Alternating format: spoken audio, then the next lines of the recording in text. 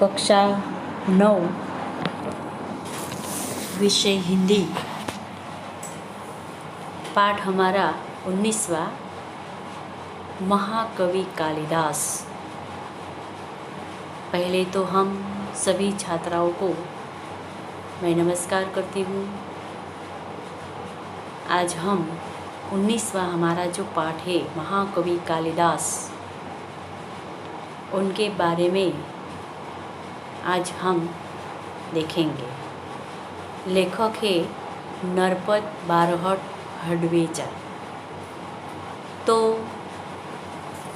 इस गद्य के अंतर्गत हमारे जो लेखक है नरपत बारहट हडवेचा, उन्होंने साहित्यिक स्वरूप में अगर हम देखें तो एक महापुरुषों की ये एक जीवनी, साहित्यिक स्वरूप जीवनी है।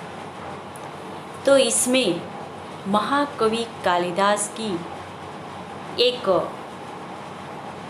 घटना का वर्णन इसमें किया गया है। तो पहले हम नरपत बारहट हडवेचा लेखक का परिचय देखें।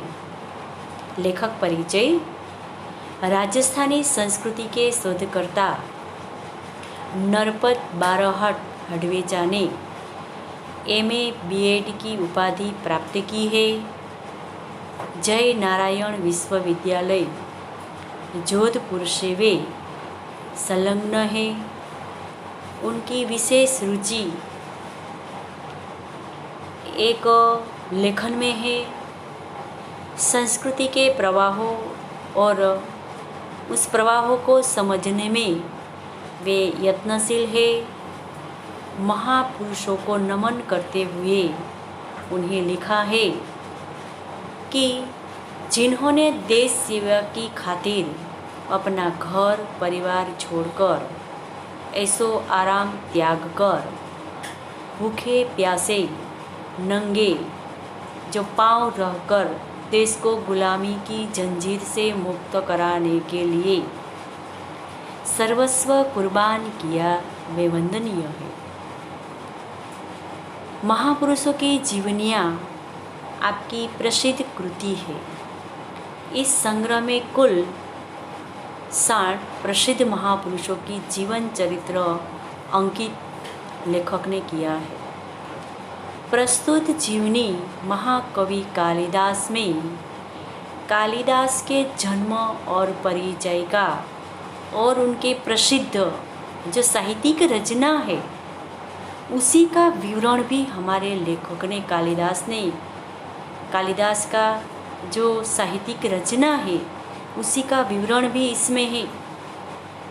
तो अब हम महाकवि कालिदास इस रचना में क्या है, तो इन समग्र जो जीवनी है उसका केवल इतना ही सार है कि इससे हमें लेखक ने यही संदेश दिया है, यही सीख दी गई है कि कृति से हमें यह संदेश मिलता है कि किसी बच्चे को मूर्ख मानना नहीं चाहिए, क्योंकि मौका पाने पर, अर्थात मौका मतलब अवसर, समय अर्थात अवसर पाने पर वे हीरे की तरह चमक सकता है। मतलब वे समय पाने पर एक पंडित, एक विद्वता प्राप्त कर सकता है। ऐसी बात महाकवि कालिदास के बारे में हमारे लेखक ने बताए हैं। तो एक कालिदास जो है वे बुद्धू और मूर्ख माना जाता है और किस प्रकार उन्होंने विद्वता प्राप्त की है इसी का विवरण इस जीवनी में है। तो आइए अब हम देखें। सभी छात्राओं को मैं निवेदन करती हूँ कि आपकी कॉपी में जो जो शब्द अपरिचित हो वही आपको लिख लेना। तो मेरे साथ इस पाठ के अंदर भी आप देखते चले जाए। देखिए, अब हम पाठ की शुरुआत करते हैं। देखिए, कालिदास को हम मात्र संस्कृत के महाकवि के रूप में जानते हैं। स्वयं कवि कालिदास ने अपने विषय में कुछ नहीं लिखा। हर्षचरित से शुरू में कवि बाण ने कालिदास का उल्लेख किया है। इससे पता चलता है कि कालिदास बाण से पहले हुए हैं। एक स्थान पर स्वयं कालिदास ने अपने अभिभावक के रूप में अभिभावक मतलब यहाँ पर बच्चों के पारिवारिक रक्षक लिखिए सभी को। यहाँ पर मैं इस प्रकार अभिभावक शब्द का अर्थ होता है बच्चों के पारिवारिक रक्षक। तो इस प्रकार यहाँ पर रक्षक के रूप में विक्रमादित्य का नाम उल्लेख किया गया है। कौन सा विक्रम है इस बात का अभी पूरी तरह पता नहीं चल पाया। फिर भी राजा विक्रमादित्य और राजा भोज का समकालीन मानकर कितनी ही कथाओं का नायक बनाया गया है। विभिन्न भाषाओं में, पहेलियों, लोक कथाओं में उनकी विद्वता, कविता, चमत्कारिक प्रसंगों का वर्णन भी मिलता है। तो यहाँ पर क्या है इसके बारे में कोई चौकस जानकारी नहीं है। विक्रमादित्य के समय में कालिदास हुआ है ऐसा या उनका समकालीन मानकर यहाँ पर इस प्रकार इनके बारे में जानकारी हमें मिलती है उनकी रचनाओं में। अब हम कालिदास का जन्म और परिचय देखें तो कुछ विद्वानों ने कालिदास का जन्म 365 ईस्वी सन तथा निधन 445 ईस्वी सन से माना है। महाकवि कालिदास के जन्म स्थान के बारे में ठीक पता नहीं चलता। कुछ विद्वानों ने उनका जन्म स्थान उज्जैनी मतलब वर्तमान उज्जैन माना है, जो सही लगता है क्योंकि मेघदूत में स्वयं कवि ने उज्जैनी को विशेष दर्शनीय कहा है। उज्जैनी को क्या कहा है? दर्शनीय। दर्शनीय का अर्थ होता है, लिखिए, देखने लायक। दर्शनीय का अर्थ होता है देखने लायक। तो यहाँ पर कालिदास ने मेघदूत में इस प्रकार दर्शनीय कहा है। लंबा रास्ता पड़ने पर भी उधर से जाने के लिए बादल से अनुरोध किया है। अनुरोध करना मतलब आग्रह करना। बादल से आग्रह करते हैं। जो नायक है मेघदूत के, वही बादल से आग्रह करते हैं। इस प्रकार यहाँ पर ऐसा माना गया है कि जन्म स्थान के बारे में उज्जैनी सही लगता है। इसके बाद आगे हम देखें तो उज्जैन में उन दिन राजा विक्रमादित्य का राज्य था। उसी समय कौन से राजा राज्य करते थे? शासन जो चलाते थे उसी की बात हम देखें तो विक्रमादित्य राज्य जो राजा था वही वहाँ पर राज्य करते थे, जहाँ की प्रजा सब प्रकार के सुखी थी। साहित्य और कला उन्नति चरम सीमा पर पहुँची थी। राजा विक्रमादित्य अपने नाम से ही विक्रम संवत चलाया था। यहाँ पर प्रश्न यही भी पूछा जाता है कि विक्रमादित्य राजा ने कौन सा संवत चलाया? तो कि विक्रम संवत, अपने नाम से ही विक्रम संवत चलाया था। समय समय पर उन्होंने सोने के जो सिक्के चलवाए थे उनसे उनके राज्यकाल का ठीक ठीक पता चलता है कि विक्रमादित्य के शासनकाल में जितना वैभव देश में था, जितनी साहित्यिक तथा कला की उन्नति हुई है उतनी कभी नहीं हुई। एक से बढ़कर एक कवि, साहित्यकार और वैज्ञानिक इस युग में उत्पन्न हुए। राजा विक्रमादित्य स्वयं साहित्य और संगीत के अच्छे जानकार थे। संस्कृत भाषा की उन्नति भी इस काल से ही अधिक हुई थी। तो यहाँ पर इस पैराग्राफ के अंतर्गत हमें यहाँ पर ऐसा अनुमान लगाया जा सकता है कि विक्रमादित्य राजा के समय में जो प्रजा है वह सुखी है, साहित्य, कला इत्यादि की उन्नति हुई है और वहाँ पर सभी राजा भी सुखी है, प्रजा भी सुखी है। साहित्य कला की उन्नति है, वैज्ञानिक युग से उत्पन्न हुआ है। विक्रमादित्य स्वयं साहित्य और संगीत के अच्छे जानकार थे। संस्कृत भाषा की उन्नति भी इस काल में अधिक हुई है। तो जैसा राजा वैसी प्रजा, इस प्रकार यहाँ पर विक्रमादित्य राजा के बारे में समृद्धि का हमें अंदाज़ा लगा सकते हैं। इसके बाद वहाँ पर अपने पूर्व जीवन में बुद्धू माने जाने वाले कालिदास विक्रमादित्य दरबार के कवियों में सर्वश्रेष्ठ थे। जो महाकवि कालिदास बुद्धू माने जाते थे, लेकिन विक्रमादित्य के समय में दरबारी कवि में ये जो कालिदास है उसे सर्वश्रेष्ठ पद दिया गया था। कालिदास के अतिरिक्त 8 और कवि भी दरबार में थे जो नवरत्न कहलाते थे। नवरत्न में जिनका स्थान है वही हमारा कालिदास है। कालिदास के विषय में कहा जाता है कि वे युवावस्था तक निरक्षर थे। जिस डाल पर बैठते उसे काटते थे। कालिदास के बारे में यही भी कहा जाता है कि युवावस्था तक निरक्षर मतलब अनपढ़, जो पढ़ा नहीं है, निरक्षर है। वे जिस डाल पर बैठा करते थे ना छात्राओं, वही डाल हमेशा वे काटा करते थे। तो निरक्षर होने पर भी इतने विद्वान और महाकवि किस तरह बन गए हैं, उनकी एक बड़ी विचित्र और रोचक कहानी भी है। तो देखिए कौन सी कहानी है। पहले तो एक कालिदास बुद्धू माने गए थे, फिर भी वे किस प्रकार विद्वता प्राप्त की, महाकवि का पद प्राप्त किया, उसकी एक कहानी, छोटी सी कहानी है। आइए अब हम देखें कौन सी कहानी है। तो कि उन दिन शारदानंद नाम के एक राजा थे। उसी समय कालिदास के समय में शारदानंद नाम के एक राजा थे। उनकी गुणवती और विद्वान पुत्री थी जिनका नाम विद्योत्तमा था। वह बहुत सुंदर और रूपवती भी थी। उसके रूप, गुण और ज्ञान की प्रशंसा दूर दूर के देशों तक फैली हुई थी। विद्योत्तमा को अपने रूप, गुण और ज्ञान का बड़ा घमंड था।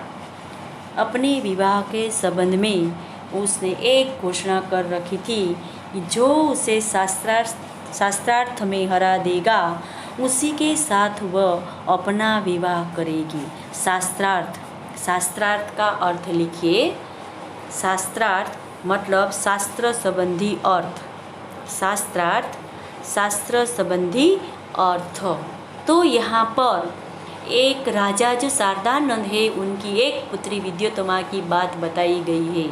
आपको परीक्षा में बार बार यही प्रश्न पूछा जाता था कि ये जो विद्योत्तमा है उसका चरित्र चित्रण कीजिए अथवा पात्र का परिचय दीजिए। तो वही गुणियल थी, रूपवती थी, विद्वान पुत्री थी।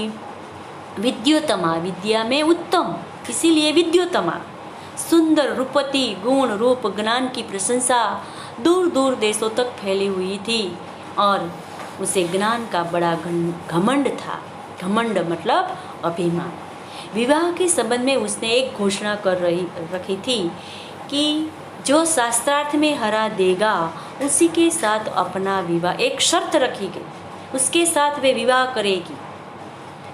उसकी इस घोषणा की जानकारी जैसे जैसे पास पड़ोस के देशों तक पहुंच गई, वहाँ के विद्वान तथा पंडितों ने इस प्रकार विद्योत्तमा से शास्त्रार्थ करने के लिए आने लगे। लेकिन विद्वान या पंडितों को बड़ी ग्लानि का अनुभव हो रहा था। ग्लानि का अर्थ होता है दुख। इस प्रकार बड़े बड़े विद्वान और पंडित इस प्रकार ग्लानि का अनुभव कर रहे थे और वे इसका बदला लेने का उपाय सोचने लगे थे। बदला लेने का उपाय विद्वान और पंडितों ने मिलकर तय किया कि तय करना, लिखिए, तय करना, निश्चय करना, विद्योत्तमा का विवाह किसी मूर्ख से करवा दिया जाए। विद्वान और पंडितों ने मिलकर दृढ़ निश्चय किया, तय किया कि अब विद्योत्तमा को इस प्रकार का अभिमान है, घमंड है, तो उसका विवाह एक मूर्ख से करवा दिया जाए। इसका घमंड टूट जाएगा, अपने अपमान का बदला भी ले सकेंगे। अतः अब वे एक ऐसे मूर्ख की तलाश में रहने लगे। संयोग से उन्होंने एक दिन एक ऐसा ही मूर्ख युवक मिल गया। संयोगवश एक युवक भी मिल गया है। वही युवक कौन है पता है आपको? हाँ, वही है हमारा कालिदास। वह पेड़ की जिस डाल पर बैठा था उसे ही काट रहा था। पंडितों तथा विद्वानों को लगा कि उससे बड़ा मूर्ख और कौन होगा, इसीलिए पंडितों ने उसे पेड़ से नीचे उतारा। जो पेड़ पर बैठा था उसे नीचे उतारा और समझा बुझाकर एक सुंदर राजकुमारी से विवाह करा देने की बात कहकर, लालच देकर अपने साथ चलने को राजी किया। पंडितों ने उस मूर्ख युवक को यह बात अच्छी तरह समझा दी कि वह वहाँ कुछ नहीं बोलेगा, गूंगा बना रहेगा। गूंगा, गूंगा मतलब मौन, कुछ न बोलना। गूंगा का अर्थ क्या है? कुछ न बोलना, नहीं तो उसका विवाह नहीं होगा। वह मूर्ख युवक बड़ा खुश हुआ। उसने पंडितों की बात मान ली, उनके द्वारा दिए गए अच्छे अच्छे कपड़े पहन लिए। पंडित उसे विद्योत्तमा के पास शास्त्रार्थ के लिए ले गए। अब पंडित और विद्वानों ने ये मूर्ख युवक जो हमारा कालिदास है उसे अच्छी तरह से ठीक ठाक कर दिया, समझा बुझा दिया, गूंगा रहना, अच्छे कपड़े पहना लिए। और अब वही हमारी जो सुंदर शारदानंद नामक जो राजा की कुंवरी थी ना, कौन है? हमारी विद्योत्तमा, उसके पास शास्त्रार्थ करने के लिए ले गई। राजकुमारी विद्योत्तमा को उस मूर्ख युवक का परिचय देते हुए पंडितों ने बताया कि ये हमारे गुरु है और बहुत बड़े विद्वान है, शास्त्रों के जानकार भी है, आपके साथ शास्त्रार्थ करने के लिए यहाँ आए हैं। लेकिन उन दिनों मौन व्रत चलने के कारण ये संकेत से ही शास्त्रार्थ करेंगे।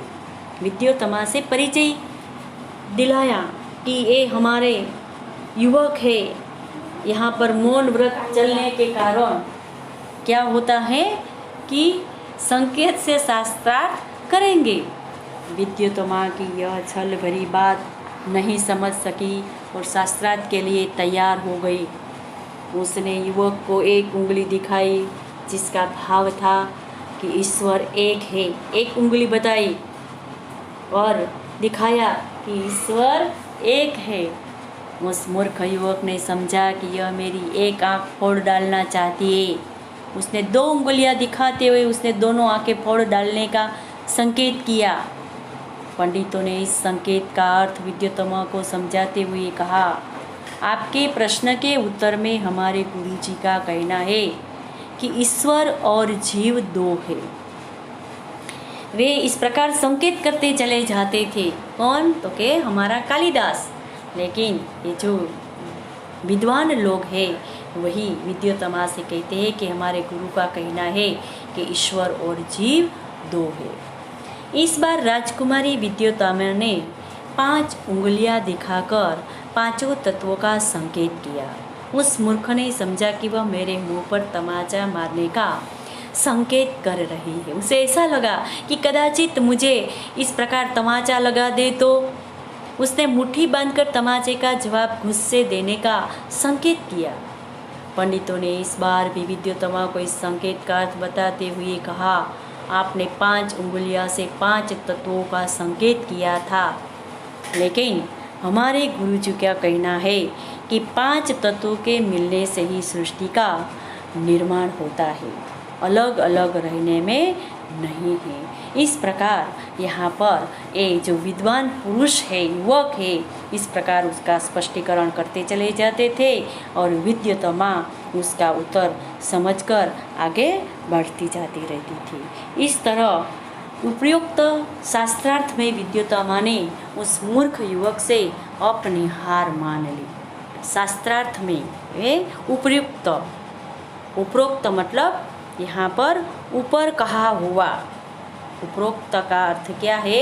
ऊपर कहा हुआ शास्त्रार्थ में विद्योत्तमा ने उस मूर्ख युवक से अपनी हार मान ली। दोनों का विवाह धूमधाम से पंडितों ने करवा दिया। एक दिन की बात है, अब दोनों का विवाह हो गया, विद्योत्तमा और कालिदास। बात क्या हुई तो के एक दिन की बात है। एक ऊँट की बोली सुनकर वह मूर्ख युवक अपना मौन व्रत भूलकर यकायक बोल उठा। यकायक, यकायक मतलब एकाएक। लिखिए यकायक, एकाएक अर्थात अचानक बोल उठा। क्या बोल उठा? उठ उठ। इस प्रकार वे अपना मौन व्रत को तोड़ दिया। छात्राओं, बाद में क्या हुआ देखिए। उसको बोलते सुनकर विद्योत्तमा चौंक उठी।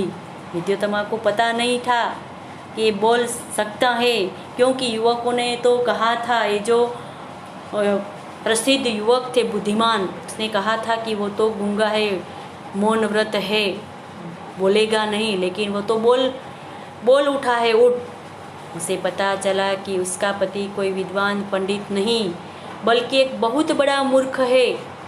पंडितों की छल भरी बातों का अर्थ अब उसकी समझ में आ गया। छल भरी बातें, छल भरी मतलब ये पंडितों ने उसे क्या किया है? धोखा दिया है। छल देना, धोखा देना, बात समझ में आ गई। विद्योत्तमा को बहुत मानसिक दुख पहुंचा। विद्योत्तमा दुखी हुई और अपने महल में कालिदास के प्रवेश पर रोक लगा दी। रोक लगाना, प्रवेश पर रोक लगा दी, प्रवेश बंद कर दिया कि कालिदास को यहाँ पर प्रवेश नहीं होना चाहिए, और द्वार बंद कर दिए। कठोर उपासना से उसे माँ काली का वरदान प्राप्त हुआ। कालिदास कठोर उपासना करने लगे। उपासना, उपासना मतलब लिखिए उपासना, पूजा। माँ काली का वे पूजा करने लगे। काली का वरदान प्राप्त हुआ और उसे काली का दास होने के कारण कालिदास नाम प्राप्त हुआ। एक वाक्य में प्रश्न पूछा जाता है कि कालिदास नाम किस प्रकार पड़ा है, तो कि हमारा ये जो कालिदास है माँ काली का दास है, सेवक था, इसीलिए उसका शिष्य था, वे उसकी कठोर उपासना करते थे, इसीलिए उसका नाम कालिदास रखा गया है। शीघ्र ही कालिदास की सारी विद्याओं सीखकर प्रवीण हो गए। प्रवीण होना मतलब निपुण, होशियार। प्रवीण मतलब निपुण अथवा होशियार। राजनीति, धर्मशास्त्र और साहित्य का अच्छा ज्ञान प्राप्त कर फिर से विद्योत्तमा के पास लौटे। द्वार तब बंद था। फिर वे विद्योत्तमा के द्वार पर आए होशियार बनकर। कवि ने अपनी विद्वता होने के प्रमाण स्वरूप संस्कृत में द्वार खोलने के लिए विद्योत्तमा से प्रार्थना की। अब तो कालिदास इतनी विद्वता प्राप्त कर ली छात्राओं कि वे संस्कृत में बोलने लगे। कौन सा शब्द है? अनावृत कपाट द्वार देहि। अनावृत कपाट द्वार देहि, बंद द्वार खोलो। उसका अर्थ क्या होता है? अनावृत कपाट द्वार देहि, लिखे बंद द्वार खोलो।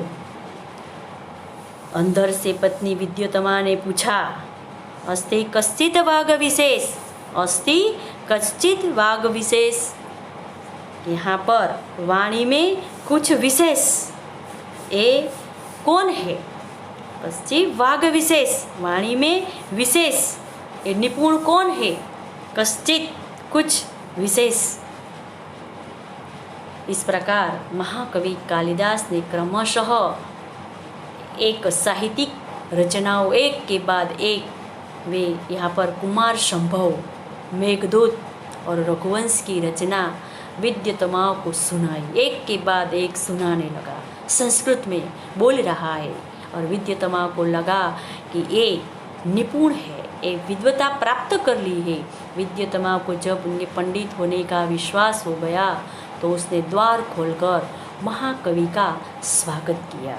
उसे ऐसा लगा कि वो तो निपुण हो गया है, तो उसने द्वार खोल दिया। प्रवेश पर जो रोक थी वो हटा दी। इस प्रकार अब कालिदास एक निपुण साहित्यकार के रूप में संस्कृत में अनेक प्रकार की रचनाओं का सर्जन किया है छात्राओं। तो अब हम देखें कौन कौन सी रचनाएं हैं, किसमें उन्होंने इस प्रकार की निपुणता प्राप्त कर ली। देखिए, कालिदास को हर क्षेत्र का गहरा अनुभव था। प्रकृति का जैसा वर्णन उनके साहित्य में मिलता है वैसा कहीं नहीं। प्रकृति के बिना मनुष्य जीवन अधूरा दिखाई पड़ता था। कालिदास की उपमाएं विश्वविख्यात है, कोई तुलना नहीं कर सकता, कोई जोड़ भी नहीं। चरित्र चित्रण में भी महाकवि कालिदास की तुलना नहीं की जा सकती। चरित्र चित्रण में दुनिया में कोई ऐसा कवि नहीं है कि जिसकी तुलना कर सके, कोई उसकी बरोबरी करने वाला नहीं है। पात्रों का व्यक्तित्व अपनापन के लिए रहता है। हर बात बड़ी ही स्वाभाविकता से उपस्थित होती है।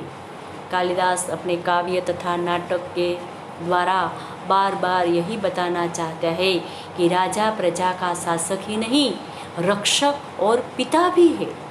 वे कालिदास काव्य तथा नाटक के द्वारा बार बार बताना चाहते हैं कि राजा शासक ही नहीं, एक रक्षक और पिता भी है। उन दिनों समाज में नारी का क्या स्थान था, इस बात का भी कालिदास की रचनाओं में वर्णन मिलता है। समाज में नारी को सम्मान और श्रद्धा की दृष्टि से देखा जाता था। उसे नृत्य, संगीत, चित्रकला आदि की शिक्षा दी जाती थी। तो यहाँ पर छात्राओं, कालिदास ने संगीत, नृत्य, नारी के लिए चित्रकला इत्यादि की शिक्षा देने का प्रयास भी किया है। महाकवि कालिदास के 7 प्रमुख ग्रंथ हैं। अब उनके 7 जो प्रमुख ग्रंथ हैं उनकी जानकारी हमें प्राप्त करें। पहले ग्रंथ है ऋतुसंहार, एक उत्तम काव्य है। इसमें कालिदास ने अपनी सूक्ष्म दृष्टि का परिचय दिया है। ऋतुओं तथा प्रकृति का जितना सुंदर चित्रण काव्य में है उतना कालिदास के अन्य ग्रंथों में नहीं है। मालविका अग्निमित्र कालिदास का दूसरा ग्रंथ और पहला नाटक है। उसमें 5 अंक और विदिशा के राजा अग्निमित्र तथा विदर्भ की राजकुमारी मालविका की प्रेम कथा है। तीसरा ग्रंथ विक्रमोर्वशीय कालिदास का दूसरा नाटक है। इसमें 5 अंक है तथा महाराज पुरूरवा और उर्वशी की प्रेम कथा का चित्रण किया गया है।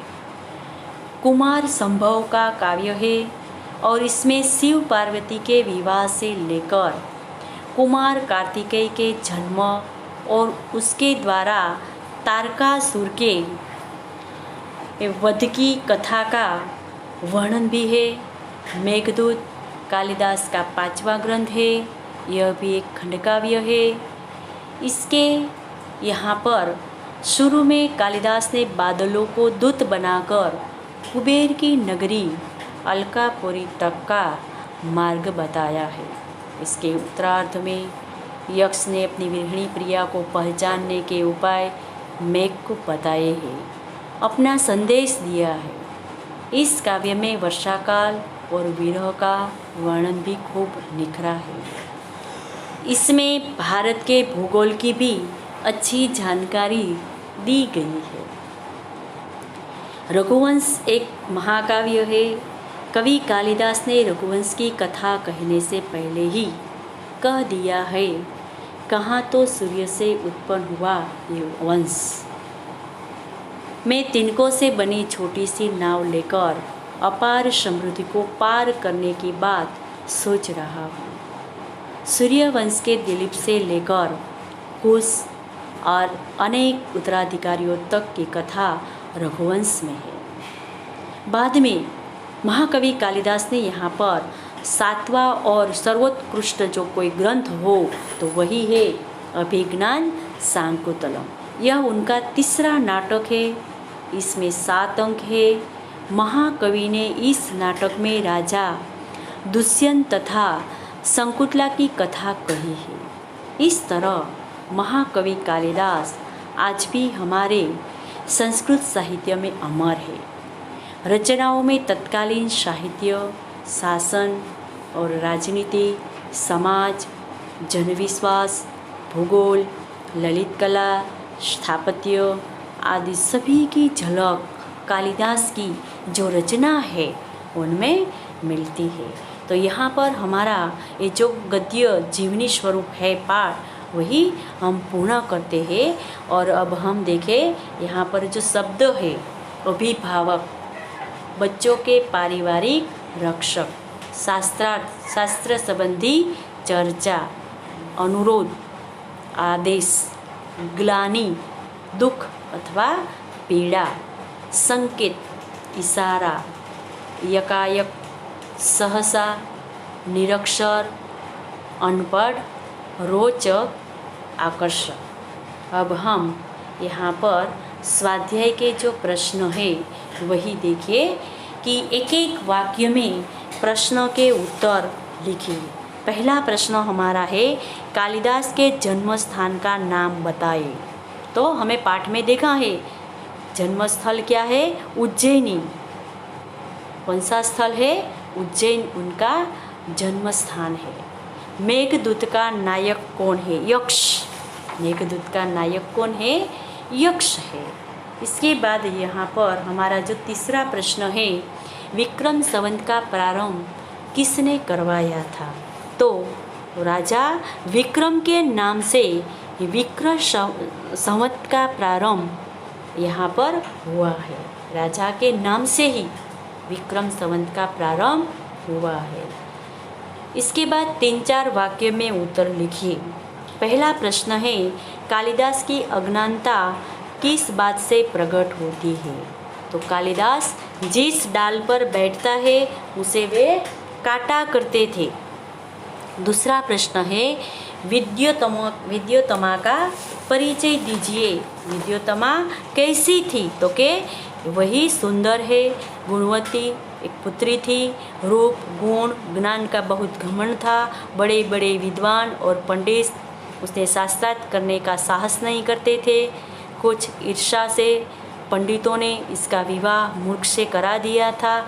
इस प्रकार यहाँ पर एक उसके पात्र का परिचय विद्योत्तमा का यहाँ पर हमारे लेखक ने दिया है। महाकवि कालिदास की कृतियों के नाम बताइए। तो महाकवि कालिदास की कृति है ऋतुसंहार, मालविकाग्निमित्र, रघुवंश, अभिज्ञान शाकुंतलम, विक्रमोर्वशीय, कुमार संभव और मेघदूत। इस प्रकार यहाँ पर ऐसे जो उनकी रचनाएं हैं उसी का वर्णन भी हमें बताया है। अब यहाँ पर व्याकरण के बारे में भी थोड़ा सा शब्द भी दिया गया है। शब्द समूह के लिए एक एक शब्द लिखिए जिसमें सभी का हित समाया हुआ हो। तो सर्वहितकारी शब्द क्या आता है, सर्वहितकारी। विद्वानों द्वारा की जाने वाली शास्त्रों की चर्चा, तो शास्त्रार्थ कौन सा आता है, शास्त्रार्थ। तीसरा विद्या में जो उत्तम हो, विद्या में जो उत्तम हो तो क्या होता है, विद्योत्तमा। अब रिक्त स्थान की पूर्ति कीजिए। पहली रिक्त स्थान विद्योत्तमा के एक उंगली दिखाने में खाली जगह भाव था। तो रिक्त स्थान में क्या आता था, ईश्वर एक होने का, ईश्वर एक होने का भाव था। दूसरा सृष्टि का निर्माण खाली जगह तत्वों के मेल से होता है। तो खाली जगह में या रिक्त स्थान में 5 तत्वों के मेल से होता है, 5 तत्वों के मेल से होता है। तीसरी ऊँट की बोली सुनकर मूर्ख युवक खाली जगह बोल उठा। क्या बोल उठा था, तो यहाँ पर ये मूर्ख युवक क्या बोल उठा था, उठ। इस प्रकार यहाँ पर बोल उठता था। और यहाँ पर हमारा ये पाठ पूर्ण